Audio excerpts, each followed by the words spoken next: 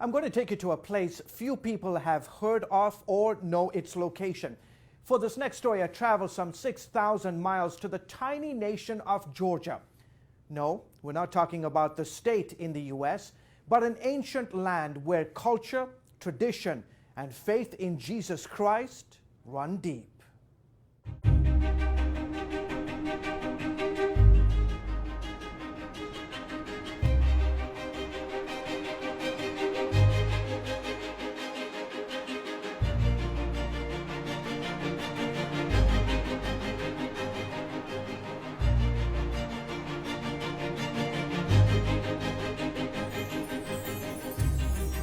It was famed novelist John Steinbeck who, while traveling through the Soviet Union in 1947, referred to this land as a kind of second heaven. And it's easy to see why. Once part of the Communist Empire and often called the Riviera of the Soviet Union, the Republic of Georgia nestles between the Caucasus Mountains and the Black Sea. Turkey and Armenia flank its southern border. Azerbaijan is to the east, Russia to the north. Levan Vazadze is a Georgian businessman. I come from a very ancient, perhaps one of the most ancient cultures in the world. An ancient place where people speak a language that's over 2,000 years old. Ethnographer Luasab Togonitse says his is a country that has also witnessed its fair share of turmoil. Georgians go through a lot. Because of the geographical location, many armies, invaders would pass this way.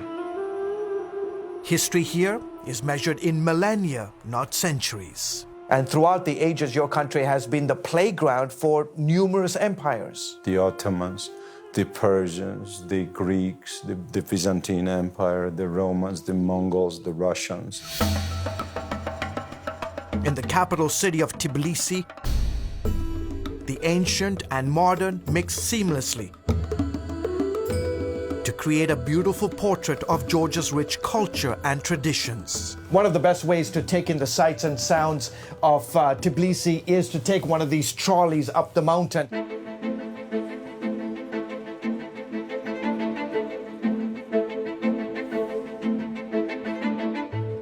In filming these scenes of Tbilisi and stunning countryside landscapes, Georgian cameraman Georgi Shamazana said it best. Every time I travel in different regions of my country, I feel like I'm traveling through thousands of years of history. Georgians are legendary for their hospitality. They believe guests come from God and as such are treated with honor.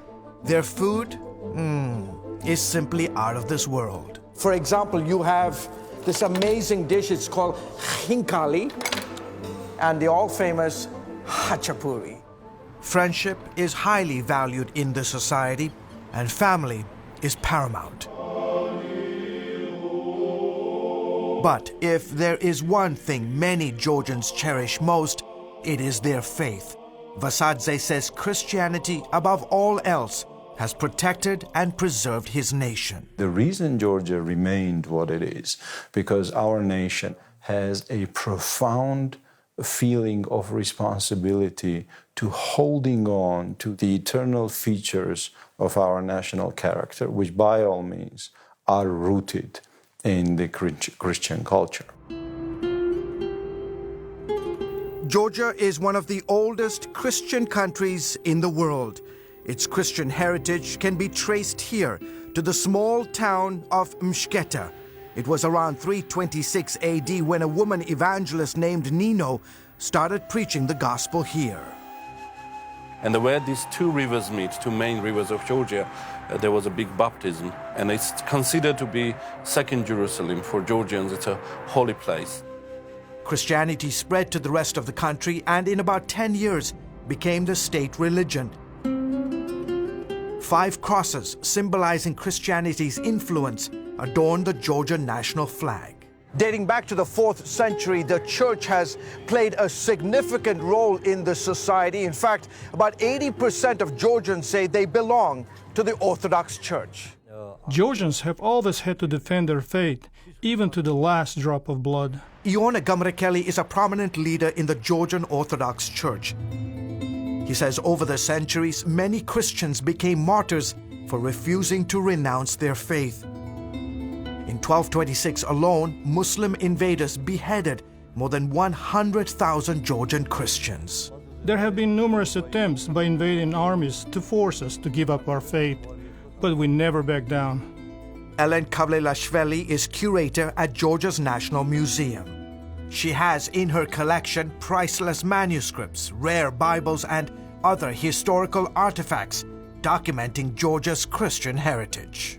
Today, the role of Christianity is even more significant as we face new challenges.